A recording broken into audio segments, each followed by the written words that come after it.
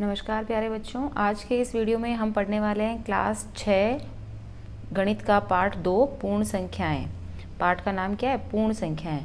आज हम इसका परिचय पढ़ेंगे। परिचय पढ़ने के बाद हम अगले वीडियो में एक्सरसाइज 2.1 जो है सॉल्व करेंगे। तो पहले आपको परिचय में छोटी छोटी बातें बताई जाएगी जो आपको अगला जो एक्सरसाइज है उसको हल करने में हेल्प करेगी। तो सबसे पहली चीज़ हमें क्या पता होनी चाहिए? प्राकृत संख्याएं। प्राकृत संख्याएं क्या होती है?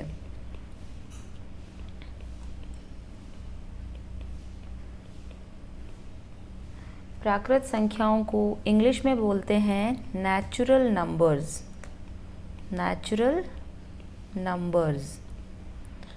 नेचुरल नंबर्स को हम जो है n, कैपिटल N, बड़ी ABCD का जो n है उससे दर्शाते हैं, कैपिटल N से।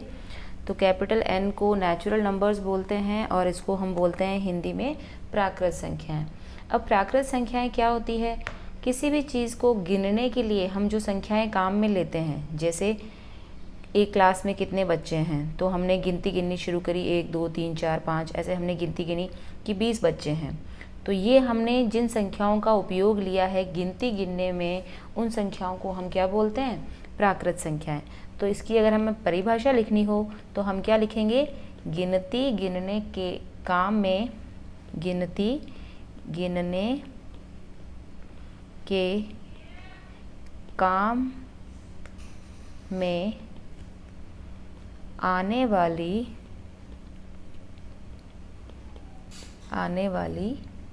संख्याएं, गिनती गिनने के काम में आने वाली संख्याएं प्राकृत संख्याएं कहलाती है। संख्याएं प्राकृत संख्याएं कहलाती है। इसको हम गणन संख्याएं भी कह सकते हैं। क्या कह सकते हैं? गणन संख्याएं। गणन संख्याएं का क्या मतलब है? जो संख्याएं गिनती गिनने में काम आ रही है, गणना करने में काम आ रही है, उनको गणन संख्याएं कहते हैं। जैसे उदाहरण, कौन सी संख्याएं गणन संख्याएं हैं और कहाँ से शुरू हो रही है? जैसे 1 2 3 4 5, इस तरह से ये आगे अनगिनत संख्याएं होती है। तो गिनती गिनने के काम में आने वाली संख्याएं प्राकृत संख्याएं कहलाती है। इनको गणन संख्याएं भी कहते हैं। ठीक है, तो इसलिए जैसे कि मैंने आपको बता दिया 1 2 3, अतः गणन संख्याओं को हमको पता है n से दर्शाते हैं। किससे दर्शाते हैं? n से। तो हम कह सकते हैं अतः n, कैपिटल N बराबर 1 2 3 4 5 इत्यादि आगे। तो n, कैपिटल N बराबर, कैपिटल N का क्या मतलब है? प्राकृत संख्या है। तो प्राकृत संख्याओं को हम किससे दर्शाते हैं? 1 2 3 4 5, इस तरह से प्राकृत संख्याओं को हम लिख सकते हैं। ठीक है, इसके बाद में इन्हीं प्राकृत संख्याओं में हम आगे पढ़ते हैं। एक शब्द है, पहले आपने शायद पढ़ा होगा, परवर्ती। परवर्ती संख्या। परवर्ती संख्या को इंग्लिश में बोलते हैं सक्सेसर। सक्सेसर या परवर्ती संख्या का क्या मतलब है? परवर्ती मतलब आगे वाली संख्या। परवर्ती को हम शॉर्ट में कैसे समझ लें? आगे वाली संख्या। आगे वाली संख्या क्या होती है, कैसे निकलती है? आगे वाली संख्या। जैसे मैंने कहा 5, 5 की मुझे परवर्ती बतानी है, तो 5 की परवर्ती क्या हो जाएगी?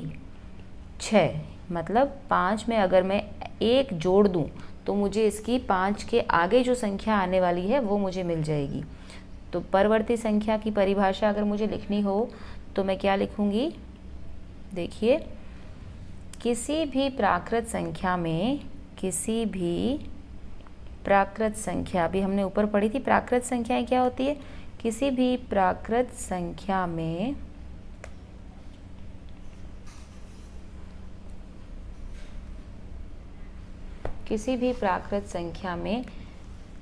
एक जोड़ने पर अगली प्राकृत संख्या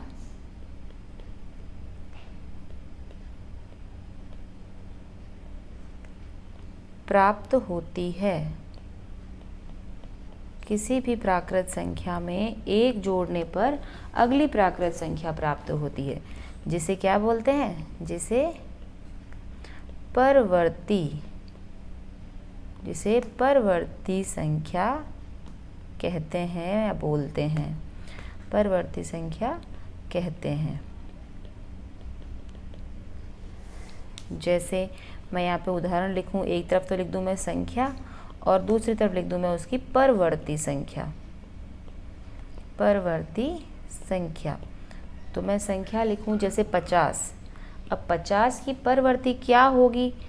साधारण है, 50 में एक जोड़ दो, 50 में एक जोड़ दो तो कितना आ गया? 51। तो 50 संख्या की परवर्ती संख्या क्या हो गई? 51। इसी तरह से मैंने 7 लिया, 7 की परवर्ती क्या होगी? 7 में एक जोड़ दिया, 8 हो गया। 100 की परवर्ती लिखनी है मुझे, 100 की परवर्ती संख्या क्या होगी? 100 में मैंने एक जोड़ दिया, कितना हो गया? 101। तो इस तरह से ये संख्याएं जो है ये कहलाती है परवर्ती संख्या। अब इसके बाद में दूसरी संख्या आती है पूर्ववर्ती। नाम से ही पता चल रहा है, पूर्व यानी पहले वाली, पूर्ववर्ती संख्या। और इंग्लिश में इसको क्या बोलते हैं? इंग्लिश में इसे बोलते हैं प्रेडिसेसर। प्रेडिसेसर या पूर्ववर्ती, इसको हम लिख लेते हैं पहले वाली, पहले वाली संख्या, पहले वाली संख्या। और ऊपर वाली संख्या अभी हमने क्या देखी थी? परवर्ती। परवर्ती यानी अगले वाली और पूर्ववर्ती यानी पहले वाली संख्या। तो देखिए इसकी अगर मैं परिभाषा लिखूं पूर्ववर्ती की, तो पूर्ववर्ती क्या होती है?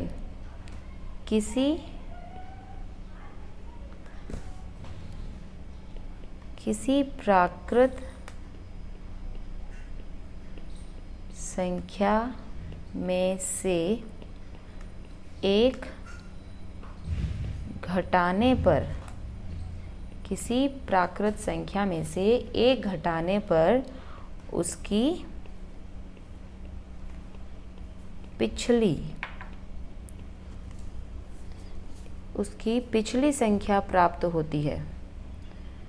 उसकी पिछली संख्या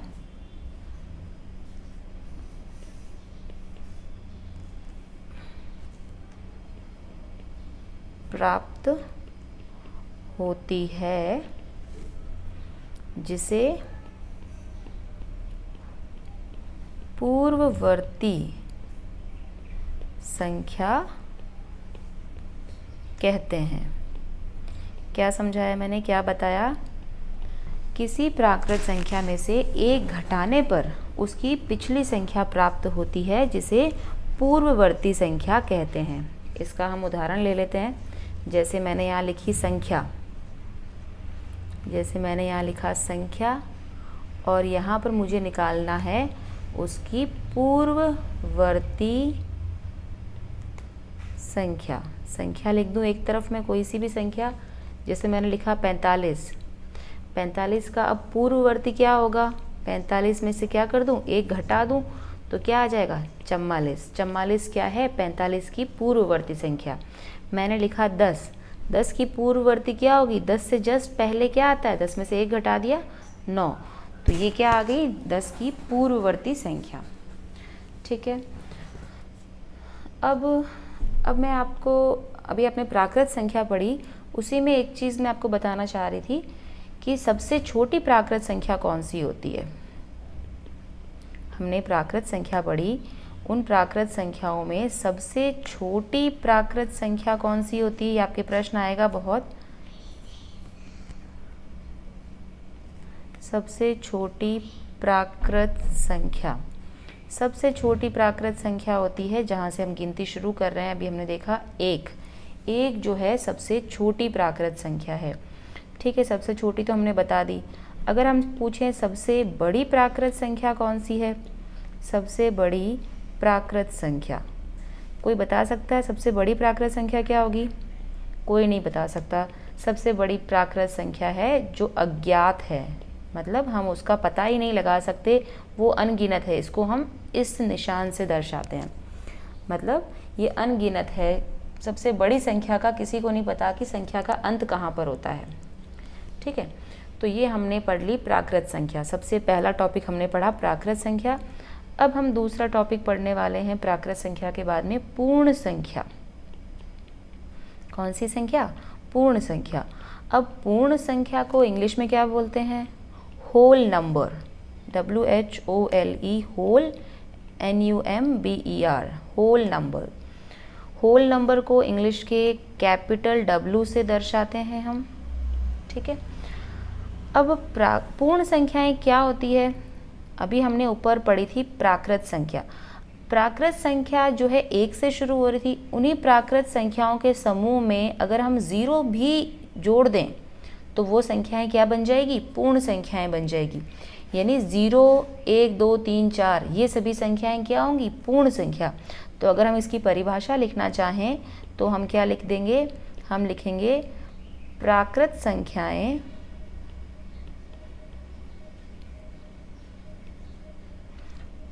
संख्याएं शून्य, शून्य यानी 0। प्राकृत संख्याएं शून्य के साथ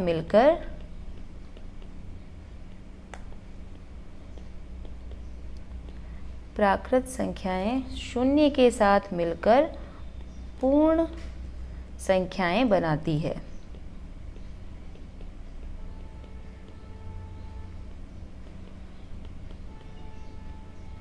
क्या बताया मैंने? प्राकृत संख्याएं क्या थी? 1, 2, 3, 4। प्राकृत संख्याएं शून्य, 0 के साथ मिलकर क्या बना रही है? पूर्ण संख्याएं। यानी अगर प्राकृत संख्याओं के समूह में, प्राकृत संख्याओं का समूह क्या था? 1, 2, 3, 4 बनाती हैं। इसको मैं समझा देती हूँ आपको। प्राकृत संख्याओं का समूह क्या था? 1, 2, 3, 4, 5 ये सारी प्राकृत संख्याएं थी, आगे अनगिनत तक। इन प्राकृत संख्याओं के समूह में अगर मैं शून्य भी जोड़ देती हूँ, ये रहा शून्य, पहले मैंने शून्य लगा दिया क्योंकि शून्य कहाँ पर आएगा? 0 से भी पहले आएगा, 0 से छोटा है, 1 से छोटा है, सॉरी 1 से पहले आएगा। तो 1 से पहले अगर मैं शून्य ऐड कर दूँ, 0 ऐड कर दूँ, 0 से गिनती शुरू करूँ, 0, 1, 2, 3, 4, 5, तो ये सारी संख्याएं क्या बन जाएंगी? पूर्ण संख्याएं। तो पूर्ण संख्याओं को मैंने बताया W से दर्शाते हैं। W बराबर 0, 1, 2, 3, 4, 5। ठीक है, अब यहाँ पर हम फिर से पता कर लेते हैं कि सबसे छोटी पूर्ण संख्या कौन सी है? बताइए। सबसे छोटी पूर्ण संख्या कौन सी होगी? सबसे छोटी पूर्ण संख्या, ये देखिए W लिखा है, W बराबर 0, 1, 2, 3, 4, 5। सबसे छोटी, सबसे पहले कौन आ रही है? 0। तो सबसे छोटी पूर्ण संख्या हो गई 0। और इनमें अगर मैं कहना चाहूँ कि सबसे बड़ी पूर्ण संख्या क्या होगी? कोई बता सकता है? सबसे बड़ी पूर्ण संख्या वही जो हमने अभी देखा था ऊपर प्राकृत संख्याओं में। सबसे बड़ी पूर्ण संख्या जो है अज्ञात है, कोई नहीं बता सकता सबसे बड़ी पूर्ण संख्या। अनगिनत तक संख्याएं चलती है, तो सबसे बड़ी पूर्ण संख्या हमें नहीं पता। अब ये हमने पढ़ लिया प्राकृत संख्या और पूर्ण संख्या। अब इसमें एक बात जाननी ज़रूरी है। यहाँ पे देखिए, ये अभी हमने जो पढ़ा वो था पूर्ण संख्या। ये पूर्ण संख्या है W। अब पूर्ण संख्या कहाँ से शुरू हो रही है? 1 से लेकर आगे तक तो प्राकृत संख्या है, और पहले 0 लगा दिया तो ये पूर्ण संख्या बन गई। तो देखो, पूर्ण संख्या के अंदर ये वाली प्राकृत संख्याएं भी आ रही है और पूर्ण संख्याएं भी आ रही है। तो हम क्या कह सकते हैं? सभी प्राकृत संख्याएं पूर्ण संख्याएं होती है। क्या बताया मैंने? सभी प्राकृत संख्याएं पूर्ण संख्याएं होती है। सभी प्राकृत संख्याएं पूर्ण संख्याएं होती है। ये आपके प्रश्न होगा आगे कि सभी प्राकृत संख्याएं, सत्य असत्य में भी आएगा कि क्या सभी प्राकृत संख्याएं पूर्ण संख्याएं होती है, क्या सभी पूर्ण संख्याएं प्राकृत होती है। तो अभी हमने पढ़ा था प्राकृत संख्याएं कहाँ से शुरू हो रही है? 1, 2, 3, 4 से, और पूर्ण संख्याएं 0, 1, 2, 3, 4 से। तो पूर्ण संख्याओं के समूह के अंदर प्राकृत संख्याएं तो आई गई, तो हम लिख सकते हैं सभी प्राकृत संख्याएं पूर्ण संख्याएं होती है। लेकिन इसका उल्टा क्या है? सभी पूर्ण संख्याएं प्राकृत होती है क्या? नहीं होती। सभी पूर्ण संख्याएं जो है वो प्राकृत नहीं होती, क्योंकि पूर्ण संख्याओं में 0 आता है और 0 जो है वो प्राकृत संख्या नहीं है। तो हम क्या लिख देंगे? परंतु सभी पूर्ण संख्याएं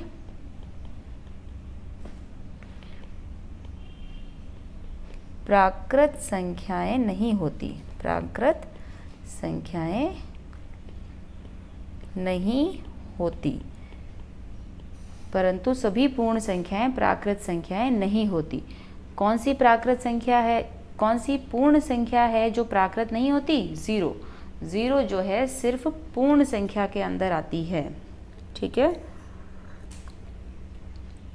तो हम क्या कह सकते हैं? प्राकृत संख्या और पूर्ण संख्या में केवल 0 का अंतर है। 0 जो है पूर्ण संख्याओं के ग्रुप में आता है, मतलब 0 पूर्ण संख्या से शुरू होती है और प्राकृत संख्या 1 से शुरू होती है। ठीक है, ये हमने प्राकृत संख्या और पूर्ण संख्या की बात कर ली। इसके बाद हम बात कर लेते हैं संख्या रेखा की। अगला टॉपिक आपका है संख्या रेखा। संख्या रेखा क्या होता है? पिछली एक्सरसाइज में पढ़ा भी है आपने। नेक्स्ट पेज से पढ़ते हैं। अगला टॉपिक है संख्या रेखा। संख्या रेखा को इंग्लिश में क्या बोलते हैं? Number line. Number line. Number line क्या होता है? देखिए, ये मैं आपको खुली सी बड़ी सी लाइन बना के बताती हूँ। ये एक लाइन बनाई हमने, इस पर हमको बराबर दूरी पर इस तरह से निशान लगाने हैं।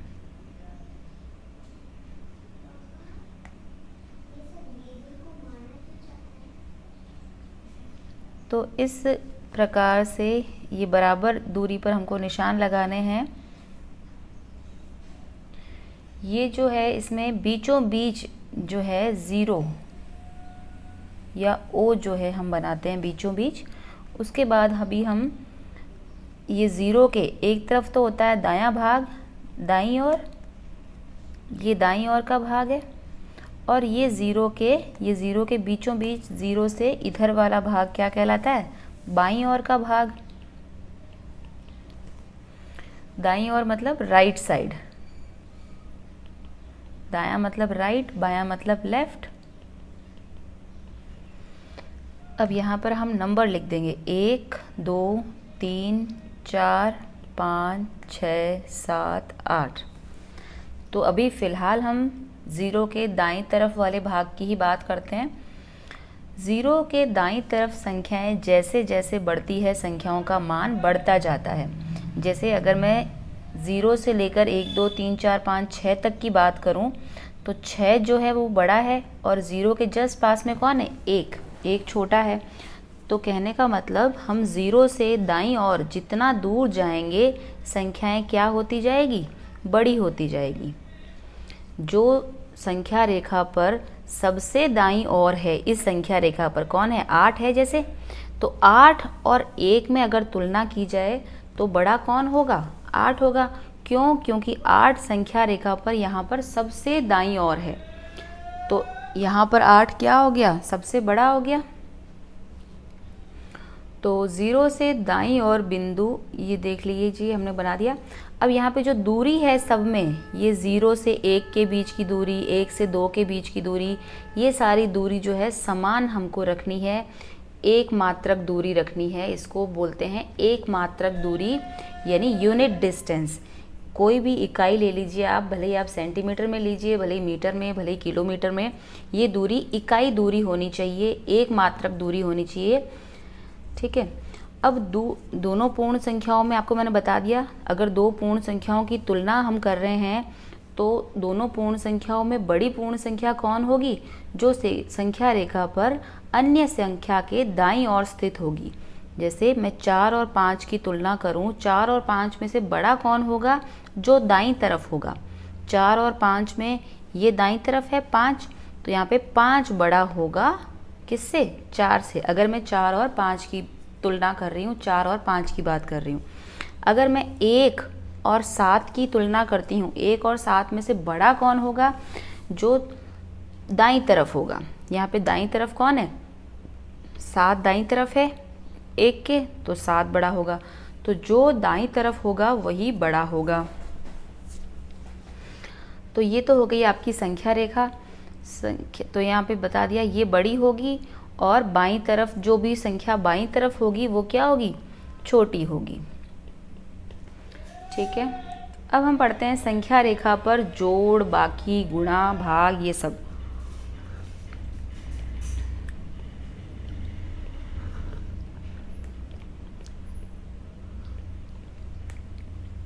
संख्या रेखा पर जोड़,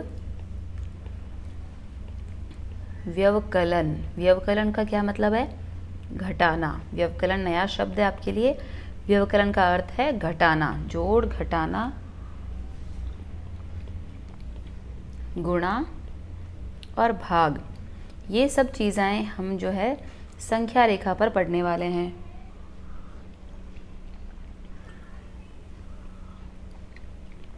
सबसे पहला हम पढ़ेंगे संख्या रेखा पर जोड़।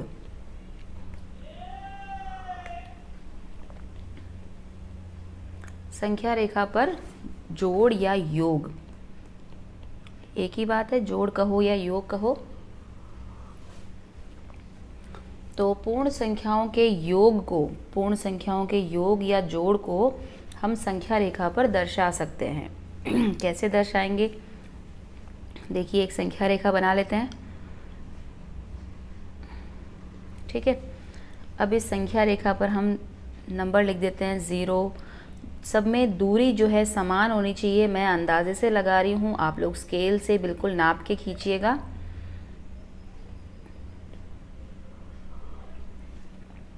अब मान लीजिए हमको करना है, संख्या रेखा पर हमको करना है 3 + 4, यानी 3 में 4 जोड़ना है। तो देखिए 3, ये रहा 3, कहाँ पर है? ये रहा 3। 3 में 4 जोड़ना है, यानी 3 से शुरू करें हम, और कितना जोड़ना है? 4 जोड़ना है। तो जोड़ना है मतलब हमें किस तरफ जाना है? जोड़ना है मतलब संख्या बढ़ जाएगी। तो जोड़ना है तो हमको किस तरफ जाना है? दाईं ओर जाना है। ये दाईं ओर है, और अगर घटाना होता है तो हमको बाईं ओर जाना होता है। तो हमको जोड़ करनी है, इसलिए हमको दाईं ओर जाना है। 3 से शुरू करते हैं, और 3 से शुरू कर कर कितने कदम आगे चलें? 4, क्योंकि हमको 3 में 4 जोड़ना है। तो देखिए 3 से ये 1, ये 2, ये 3 और ये 4 कदम आगे आगे। तो 3 से शुरू किया और हम 4 कदम आगे आगे, तो हमारा उत्तर कितना आया? 7। तो ये संख्या रेखा पर हमने जोड़ भी कर ली। तो 3 में हमने 4 जोड़ा, तो हमारा उत्तर कितना आया? 7। तो ये संख्या रेखा पर योग करा हमने। उसके बाद में हम करते हैं संख्या रेखा पर व्यवकलन। ये सारी संक्रियाएं हम साधारण भी कर सकते हैं और संख्या रेखा पर भी कर सकते हैं। अभी हम संख्या रेखा पर कर रहे हैं व्यवकलन, यानी घटाना। व्यवकलन घटाना जो है हम संख्या रेखा पर करते हैं। देखिए, ये हमने संख्या रेखा खींची, और ये मैं संख्याएं लिख रही हूँ 1 2 3 4 5 6 7। ये मैंने 7 तक संख्याएं लिख दी। हमको घटाना है 7 - 5। घटाना है यानी मान क्या होगा? कम होगा। कम होगा तो हमको इधर, तो अगर बढ़ाना होता है, जोड़ना होता है तो दाईं तरफ जाना होता है, और घटाना होता है, कम करना होता है तो हमको बाईं ओर जाना होता है। तो अभी 7 में से 5 घटाना है। हम 7 पर आ जाते हैं। ये रहा 7 पर आ गए हम। अब हम 7 से स्टार्ट करें, 7 से स्टार्ट करते हैं, और क्योंकि हमको घटाना है इसलिए हमको कितना घटाना है? 5 घटाना है। 5 घटाना है यानी कम करना है, तो हमको कम करने के लिए किस तरफ जाना है? बाईं ओर, लेफ्ट साइड। तो 7 में से 5 घटाने के लिए हमको 5 कदम बाईं ओर चलना होगा। 7 में से घटाना, इसलिए 7 से शुरू करते हैं। तो ये 1, ये 2, ये 3, ये 4 और ये 5। 5 घटा दिया हमने। 5 घटा के हमारा उत्तर कितना आया? 2। तो 7 में से 5 घटाते हैं तो हमारा उत्तर 2 आता है। और यहाँ पर हमने संख्या रेखा पर भी करके देख लिया, 7 में से 5 घटाया तो हमारा उत्तर कितना आ रहा है? 2 आ रहा है। ठीक है, तो ये हमने व्यवकलन, और व्यवकलन मतलब घटाना, हमने संख्या रेखा पर किया। तीसरी चीज़ जो है हम करते हैं संख्या रेखा पर गुणा। क्या करते हैं? गुणा, यानी मल्टीप्लिकेशन। गुणा को इंग्लिश में क्या बोलते हैं? मल्टीप्लिकेशन। अब मल्टीप्लिकेशन हम संख्या रेखा पर करते हैं। पहले हम संख्या रेखा बना लेते हैं। ठीक है, अब इस संख्या रेखा पर हम अंक लिख देते हैं, नंबर लिख देते हैं।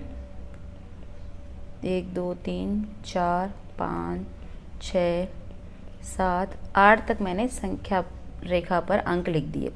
मान लीजिए मुझे 2 गुणा 4 करना है। 2 गुणा 4 करना है, तो देखिए गुणा करना है। गुणा करते हैं तो संख्या बढ़ती है। किसी भी संख्या में हम कोई संख्या का गुणा करते हैं तो वो बढ़ती है। गुणा एक तरह से क्या होता है? रिपीटेड एडिशन, यानी बार बार जोड़ना। किसी संख्या के अंदर किसी संख्या को बार बार जोड़ना जो है वही गुणा होता है। तो गुणा करना है 2 गुणा 4, यानी 2 को हमें गुणा करना है कितनी बार? 4 बार। 0 से शुरू करेंगे, 0 से शुरू करेंगे और 2 कदम, 1 और 2 कदम चलने हैं हमको कितनी बार? 4 बार। ये एक बार चल लिया हमने, अगली बार फिर 2 कदम चलने हैं, 2 बार चल दिए, फिर 2 कदम चलने हैं, 3 बार चल दिए, फिर 2 कदम चलने हैं, कितनी? चौथी बार चल दिए। तो हमने 2 कदम चले, 2 कदम ही चलने थे। 2 गुणा 4, तो 2 कदम चले, कितनी बार चलने हैं? 4 बार। तो 2 कदम हमने 4 बार चल दिए, हमारा उत्तर कितना आया? 8। तो 2 गुणा 4 जो है हमारा उधर कितना उत्तर आ रहा है? 8 आ रहा है। तो ये जो है ये हमने सारे सभी 2 पॉइंट प्रश्नावली 2.1 शुरू करने से पहले सारी संक्रियाएं, संख्या रेखा पर जोड़, बाकी गुणा, ये सब हमने सीख लिया। पूर्ववर्ती क्या होता है, परवर्ती क्या होता है, ये हमने सीख लिया। सबसे छोटी पूर्ण संख्या, सबसे बड़ी पूर्ण संख्या क्या होती है, वो सीख ली। तो ये सारी बेसिक चीज़ें प्रश्नावली 2.1 को हल करने में हमारे बहुत काम आने वाली है। और प्रश्नावली 2.1 देखने के लिए, उसका सारा हल देखने के लिए आप मेरा नेक्स्ट वीडियो देखिए। और इसके अंदर जो मैं हल कर रही हूँ वो सारा आपका जो नया सिलेबस है, नया टेक्स्ट बुक इस बार जो आपके कोर्स में लागू हो रही है, नई टेक्स्ट बुक के क्वेश्चंस हम हल कर रहे हैं। तो अपने नेक्स्ट वीडियो को ज़रूर देखिए, जिसमें आपको प्रश्नावली 2.1 पूरी हल मिलेगी। अगर आपको मेरा चैनल पसंद आता है तो इसको लाइक और सब्सक्राइब कीजिए।